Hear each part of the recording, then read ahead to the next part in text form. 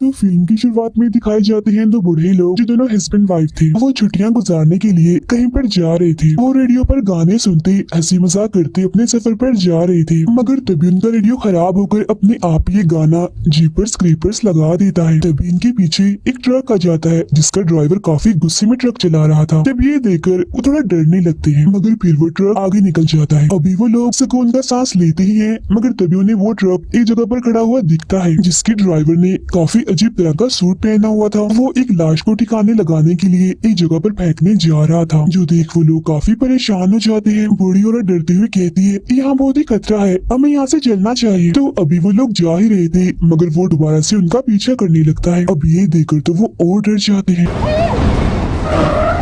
तब बचने के लिए वो इस रोड से उतरकर किसी दूसरी रोड पर चले जाते हैं, जिसके बाद वो ट्रक सीधा चला जाता है। अब वो लोग एक जगह गाड़ी रोककर बाहर आ जाते हैं। बूढ़ी औरत बार बार अपने हस्बैंड को कहती है, आप क्यों रुके हैं इधर, वो आदमी हमें भी ढूंढकर मार देगा। जिस पर वो बूढ़ा आदमी कहता है, हमें डरना नहीं, हिम्मत करनी चाहिए और इस बारे में पुलिस को बता देना चाहिए। जिसके लिए वो बूढ़ी औरत मान जाती है। फिर ये लोग उस जगह जाते हैं जहाँ ड्राइवर ने उस लाश को फेंका था। अब वो एक काफी गहरी जगह में बड़ी डरावनी चीज देखते हैं जिससे उनकी हालत खराब हो जाती है, मगर इसके बाद उनके साथ क्या होता है ये हमें दिखाया नहीं जाता। फौरन ही बाद हम हस्बैंड वाइफ को देखते हैं जिनकी कुछ वक्त पहले शादी हुई थी। इनमें लड़की का नाम लेन था और वो एक हॉरर फेस्टिवल यानी किसी डरावने त्योहार में जा रही थी। लेन का हस्बैंड मोबाइल पर उसे बूढ़े कपल की वीडियो देख रहा था जिसमें बताया जाता है कि उन्होंने अपने रास्ते में बहुत सारी लाशों को देखा, मगर उस दिन के बाद उन दोनों को भी किसी ने नहीं देखा। वो लोग कहाँ गए कोई भी इस बारे में नहीं जानता। लेन का हस्बैंड डरावनी चीजों का बहुत बड़ा फैन था।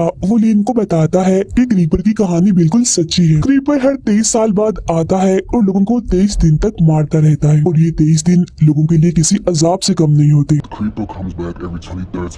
क्योंकि मौत की तरह क्रीपर सभी के सर पर मंडलाता रहता है और बहुत सारे लोगों को बड़ी बेरहमी से अपना शिकार बना लेता है। फिर 23 दिन बीत जाने के बाद वो खुद ही गायब हो जाता है। अब लेन को उसकी इन बातों पर यकीन नहीं आता, इसीलिए वो हंसने लगती है। उसका कहना था कि क्रीपर के बारे में ये सब कुछ बस झूठी दास्तान और मनगढ़ंत बातें हैं। डरावनी चीजों को पसंद करने वालों ने उसे अपना हॉरर हीरो बनाया हुआ है। ये सुन उसका हस्बैंड उसे एक वीडियो दिखाता है जिसमें क्रीपर को भी दिखाया जा रहा था, मगर वो वीडियो इतनी साफ नहीं थी, इसलिए लेन अपनी बात पर अड़ी रहती है कि ये सारी चीजें बस कहानियां हैं। मगर तभी उसे उल्टी होने लगती है, इसीलिए गाड़ी साइड में लगाकर वो जंगल में एक पेड़ के पास जाकर उल्टी करने लगती है। जिसके बाद उसका हस्बैंड गाड़ी में बैठा रहता है। वो अपनी मॉम को मैसेज करके बताता है कि मैं लेन को खुश करने के लिए आज उसे बताऊंगा कि मैं उसे कितना प्यार करता हूँ। अब जिस पेड़ के पास लेन उल्टी कह रही थी उसमें हम क्रीपर का एक हथियार देखते हैं जिसे वो सबसे ज्यादा इस्तेमाल करता है, जो एक नुकीला हथियार था। और पास ही में एक सफेद रंग का परिंदा भी आकर बैठ जाता है जिसकी आंखें लाल थी और वो बड़ी गौर से लेन को देख रहा था। फिर अब हम इसी जंगल में देखते हैं क्रीपर को,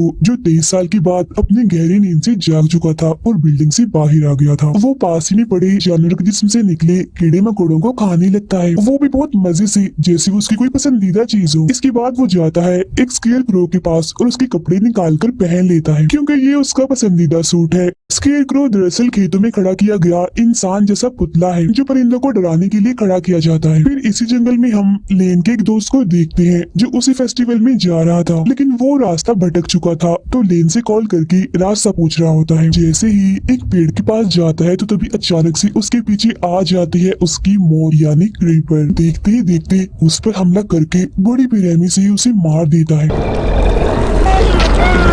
उधर लेन और उसका हस्बैंड भी रास्ता भूल गए थे, इसीलिए वो यहाँ पर बनी एक औरत की दुकान पर जाते हैं जो पुराना और कीमती सामान बेचा करती थी। वो यहाँ उस औरत से रास्ता पूछने आए थे। यहाँ वो पुराने कीमती सामान के अलावा बड़ी ही अजीब से काले जादू करने वाली चीजें भी देखते हैं। दुकान की मालिकों ने एक नक्शा देती है जिस पर यहाँ के सारे रास्ते बने हुए थे। लेन उस नक्शे को लेती है, तभी उसे कुछ ख्याल आने लगते हैं जिसमें वो एक झूले और कुछ लोगों के ग्रुप को देखती है जो काला जादू कर रहे थे और उन्होंने काले अजीब से कपड़े भी पहने हुए थे। पर अब लेन इस ख्याल से बाहर आती है तो नक्शा लेकर वो जाने लगती है, मगर तभी वो औरत इन्हें कहती है बहुत बहुत मुबारक हो। अब ये दोनों नहीं जानते थे कि वो ऐसा क्यों कह रही है, मगर इस बात पर ध्यान दिए बगैर वो यहाँ से चले जाते। उनके जाने के बाद वो औरत किसी को फोन करती है और कहती है एक खुशखबरी है, हमें एक बहुत अच्छा फ्रूट मिला है उसको देने के लिए जो उसे बेहद खुश कर देगा। लेन और उसका हस्बैंड एक होटल में जाते हैं जहाँ थोड़ी मस्ती करने के बाद फेस्टिवल में जाने की तैयारी करने लगते हैं। कुछ वक्त के बाद लेन वॉशरूम में जाती है और टेस्ट करती है कि क्या वो माँ बनने वाली है या फिर नहीं, मगर रिजल्ट उसे काफी अजीब ही दिखता है। एक डॉट जिसके आसपास एक दायरा बना हुआ था। अब यहाँ दोबारा से उसे ख्याल आता है जिसमें दुकान की वही मालिक काले जादू वाला सूट पहनकर एक झूले के पास खड़ी हुई थी। उस झूले में किसी बच्चे के रोने की आवाज भी आ रही थी। तभी एक क्रो यानी कौवा आकर वॉशरूम की खिड़की से टकरा जाता है, जिससे लेन काफी डर जाती है और सोचती है ओ माय गॉड यहाँ भी क्रो। तभी यहाँ उसका हस्बैंड आकर लेन को ले जाता है और हम रिजल्ट में पॉजिटिव का निशान देखते हैं, मतलब कि लेन सच में माँ बनने वाली है। तो अब हमें यहाँ पता चलता है कि दुकान की मालिक ने उन्हें इसीलिए ही मुबारक दी थी। खैर अब वो दोनों उस फेस्टिवल में चले जाते हैं, मगर बाहरी एक ग्रुप इस फेस्टिवल के खिलाफ एहतजाज कर रहा था। इसी बीच ग्रुप का लीडर कहता है कि हमारा मसीहा जाग चुका है। अब ये बात लेन को काफी अजीब लगती है, मगर वो इसको नजरअंदाज करके अंदर चली जाती है। इस फेस्टिवल में बहुत सारे लोग आए हुए थे जिन्होंने अलग अलग रावणी मूवीज के कैरेक्टर जैसे होली बनाए हुए थे, जो काफी एंजॉय और मस्ती कर रहे थे।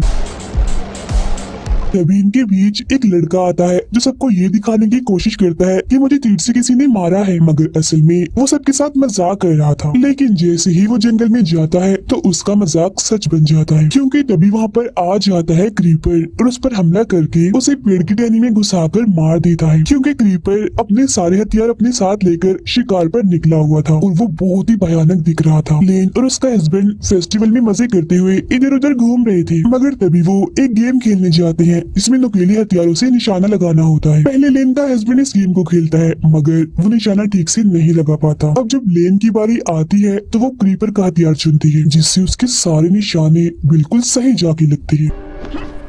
मगर तभी इस नुकीले हथियार से उसकी उंगली कट जाती है और उंगली पर वही अजीब सा रॉड के चारों तरफ दायरे का निशान बन जाता है। इस निशान को लेन बड़े गौर से देख रही थी, तो तभी उसे फिर से ख्याल आता है, जिसमें वो देखती है जो ग्रुप का लीडर इस फेस्टिवल के खिलाफ एहतजाज कर रहा था, अब की बार उसने भी काले जादू वाले कपड़े पहने हुए थे। लेन वहाँ पर चुपचाप खड़ी थी और उसकी माथे पर यही वाला निशान बना हुआ था। उसके आस पास बहुत सारे लोग कोई काला जादू कर रहे थे। इसी के साथ ही लेन का ये ख्याल यहीं पर खत्म हो जाता है। इस गेम का मालिक इन्हें बताता है कि यहाँ एक और हार जीत वाली गेम होने वाली है, उसमें भी तुम हिस्सा ले सकते हो। तो वो दोनों ऐसे करते हैं और उस गेम में हिस्सा ले लेते हैं। मगर यहाँ दुकान की वो मालिक जिससे इन्होंने रास्ता पूछा था, वो सभी पर्चियों के साथ छेड़छाड़ कर देती है, जिससे हैरानी वाली बात ये होती है कि लेन और उसका हस्बैंड इस गेम को जीत जाते हैं। इनके गेम जीतने का इनाम ये था कि इन्होंने एक ग्रुप के साथ एक डरावने घर में जाना था, जिसका स्टाइल बिल्कुल जीपर जैसा था। वो दरअसल एक एस्केप रूम की तरह बनाया गया था, जहाँ कुछ चीजों को पास करने के बाद इन्हें वहाँ से निकलना था। उस घर के अंदर इनके साथ जो कुछ भी होना था उसे बिल्कुल किसी फिल्म की तरह रिकॉर्ड भी किया जाना था। अब इस वजह से दुकान की मालिक और वहाँ खड़ी एक औरत जो सिंगर थी वो बहुत ही खुश हो जाती है। अब ये दोनों उस पूरे ग्रुप से मिलते हैं जिन्होंने इनके साथ उस घर के अंदर जाना था, जिनमें एक थी इस पूरी फिल्म की होस्ट, एक था मैनेजर और एक कैमरामैन। इनके साथ एक और आदमी भी जा रहा था जो कि इन सबका लीडर था और इसने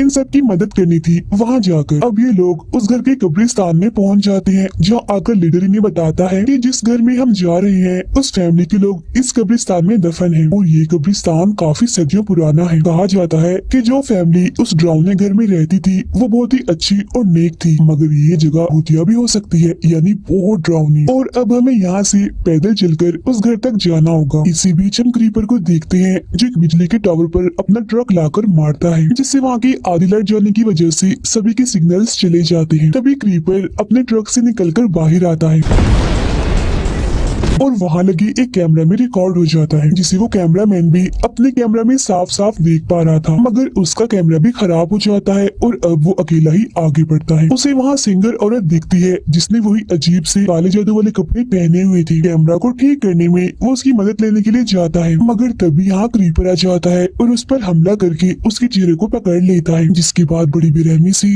वो उसे मार देता है। उधर लेन का हस्बैंड होस्ट के साथ काफी हंसी मजाक कर रहा था, जिससे लेन को काफी बुरा लग रहा था। पास होकर अकेली ही कब्रिस्तान के रास्ते आगे बढ़ती है, मगर तभी उसके पीछे पीछे उसका हस्बैंड भी आ जाता है उसे मनाने के लिए। वो उसे यहाँ बताने ही वाला था कि मैं तुमसे बहुत प्यार करता हूँ, मगर एकदम से क्रीपर यहाँ आता है और लेन को पकड़कर अपने साथ उड़ाकर कहीं ले जाता है। उधर वो तीन लोग कैमरामैन को ढूंढ रहे होते हैं, जहाँ उन लोगों को वो तो नहीं मिलता, मगर उसका कैमरा मिल जाता है खून से भरा हुआ। दूसरी साइड से लेन का हस्बैंड डरकर भागता हुआ यहाँ पर आता है और बताने लगता है कि कोई अजीब सी चीज जो कोई अलग ही तरह की लग रही थी वो लेन को उड़ाकर अपने साथ ले गई है।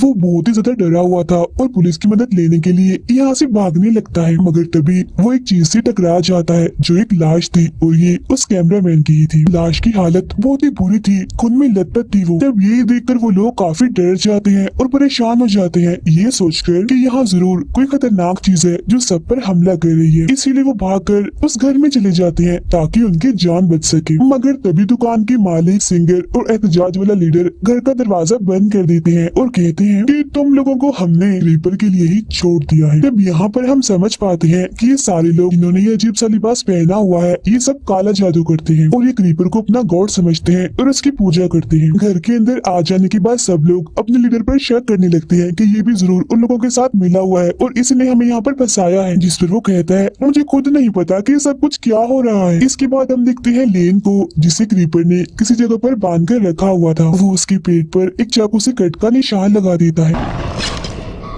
उधर वो लोग डरते हुए इधर उधर जा रहे थे। जिसके बाद वो उस कमरे में जाते हैं जहाँ लेन के उस दोस्त की लाश लटकी हुई थी जो जंगल में अपना रास्ता भटक गया था। इसकी फौरनी बाद यहाँ पर आ जाता है क्रीपर, जिसे देखकर तो उनकी हालत ही खराब हो जाती है। अब हॉरर चीजों को पसंद करने वाले जो क्रीपर को अपना हीरो समझते थे, आज उनकी बात सच हो गई, मतलब कि सच में क्रीपर पाया जाता है। उसके बारे में जो बातें हैं वो मनगढ़ंत नहीं है। यहाँ हम उसका हुलिया साफ साफ देख पाते हैं जो बेहद भयानक था और उसका चेहरा बहुत ज्यादा डरावना था। लीडर जिसके हाथ में गन थी वो क्रीपर पर गोली चलाता है जो क्रीपर के हाथ पर लगती है, जिस वजह से वो रुक जाता है। तो मौका देकर वो लोग यहाँ से भागने लगते हैं। अब क्रीपर लेन की दोस्त की लाश पर से उसका हाथ उखेड़कर अपने हाथ पर लगा लेता है, जिससे वो बिल्कुल ठीक हो जाता है। तो अब हम यहाँ ये समझ पाते हैं कि क्रीपर सभी की लाशों को इस्तेमाल करता है और उनके जिस्म के हिस्सों से ही जुड़कर वो बनता है, और अगर जख्मी हो तो उनके जिस्म का कोई भी हिस्सा इस्तेमाल करके बिल्कुल ठीक हो जाता है। लेन खुद को किसी तरह छुड़वा लेती है और वहाँ से भागकर इन लोगों के पास आ जाती है। वो लोग एक कमरे में जाते हैं जहाँ पर फोन था। मैनेजर का पैर वहाँ बिछाए एक जाल पर लग जाता है, जिससे उसका पैर जख्मी हो जाता है।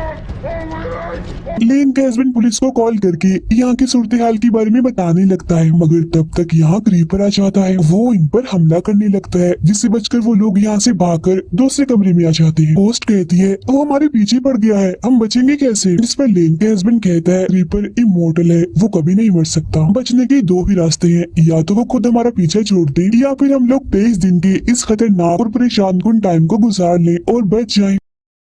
तभी क्रीपर यहाँ भी आ जाता है। वो लोग उसे भगाने की कोशिश करते हैं, मगर वो होस्ट पर हमला कर देता है। वो उस पर अपने हथियार से हमला करके उसका सर ही काट देता है, जिससे उसका बहुत सा खून बह जाता है और बड़ी बेरहमी से उसकी मौत हो जाती है। फिर वो उसे उठाकर अपने साथ ले जाता है और उसका दिमाग निकाल कर खाने लगता है। उधर वो लोग एक ऐसे कमरे में जाते हैं जहाँ बहुत सा काले जादू का सामान पड़ा हुआ था। ये वही जगह थी जहाँ क्रीपर को गॉड समझने वाले लोग उसकी पूजा करते थे। तभी लेन को एक ख्याल आता है, जिसमें वो देखती है कि काला जादू करने वाले लोग उसके आसपास हैं, जो उसके जिस्म पर खून डालकर उसका पेट काटकर इस वक्त भी जादू ही कर रहे हैं। फिर तभी क्रीपर उसके पास आता है, जिससे वो समझ जाती है कि क्रीपर मुझसे क्या चाहता है, यानी मेरा बच्चा। फिर वो ये बात अपने हस्बैंड को भी बता देती है कि हमारा बच्चा होने वाला है और वो बच्चा क्रीपर लेना चाहता है ताकि वो उसे कुर्बान करके उसकी जिंदगी खुद ले ले। It wants what I've got.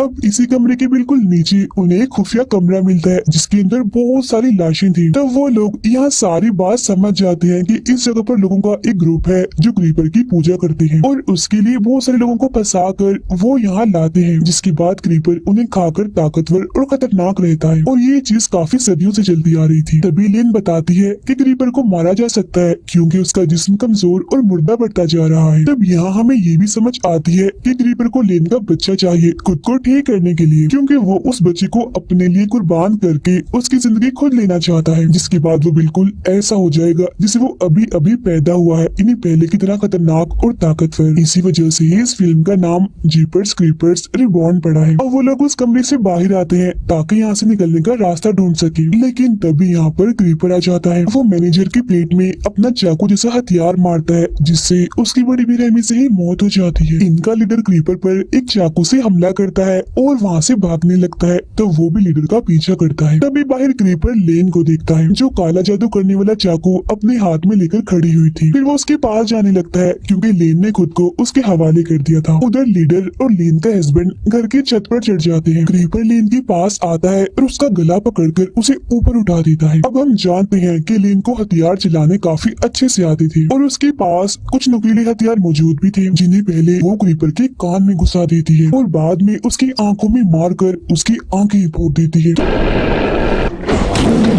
तो इससे यहाँ क्रीपर अंधा हो जाता है। ऊपर से वो दोनों एक काफी बड़ा रॉड नीचे फेंक देते हैं। जहाँ वो खड़ा था वो रॉड क्रीपर के मुंह के आर पार हो जाता है, जिससे वो वहीं अधमरा हो जाता है। तभी यहाँ बहुत सारे क्रोज यानी कौवे आ जाते हैं और बुरी तरह से चिल्लाने लगते हैं। जिस हड़बड़ी में लीडर नीचे गिर जाता है और उसकी मौत हो जाती है। लेन का हस्बैंड नीचे उतर कर आता है और उसे संभालता है। फिर बहुत सारे परिंदे आकर क्रीपर को उठा लेते हैं और उसे अपने साथ कहीं ले जाते हैं। इतनी ही देर में पुलिस भी वहाँ पर आ जाती है और उन दोनों को बचाकर गाड़ी में बिठाती है। मगर तभी हम लेन की आंखों को अचानक से काला होता हुआ देखते हैं। अब आपको याद ही होगा कि क्रीपर ने उसके पेट पर जादू वाले एक चाकू से कट का निशान लगाया था। फिर अपने जिस्म के एक हिस्से को लेन के पेट में डाल दिया ताकि वो उसकी बच्ची को निगल जाए, और उसने ऐसा कर भी लिया था। इसका रिजल्ट हमें दिखाया भी जाता है, जहाँ बहुत सारे क्रोस और परिंदे क्रीपर्स के आसपास होते हैं। फिर उसका जिस्म किसी कवर की तरह बनकर फट जाता है और अंदर से निकलता है क्रीपर रिबॉर्न होकर, यानी दोबारा पैदा होकर, जो बिल्कुल जवान नया दिख रहा था। इसका मतलब ये है कि लेन पर उसने जो काला जादू किया था वो पूरा हो गया था, जिसमें उसने